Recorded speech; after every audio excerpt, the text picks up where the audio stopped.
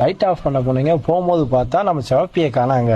ஐயப்ப எங்கடா போய் தேடி பார்த்தா காலையில என்ன விளையாட்டு காட்டுறாங்க, எப்படி எல்லாம் சோதிக்கிறாங்க. அவ பாட்டு இங்க வெளியே வந்து தெரிஞ்சுக்கிட்டு இருக்கா. சரி இற தின்னுட்டு பாத்ரூம் போயிடுவான்னு நினைச்சேங்க.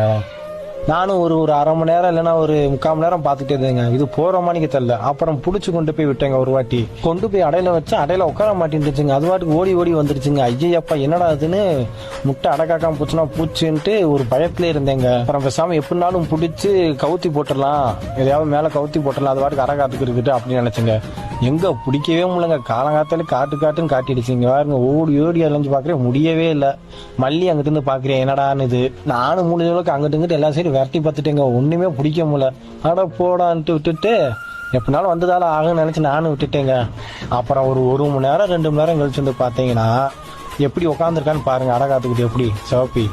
என்னைய மணிக்கு கோழி வளர்க்குறவங்க யாராச்சும் இது மணிக்கு ஆயிருந்தா கமெண்ட் பண்ணிட்டு போங்க.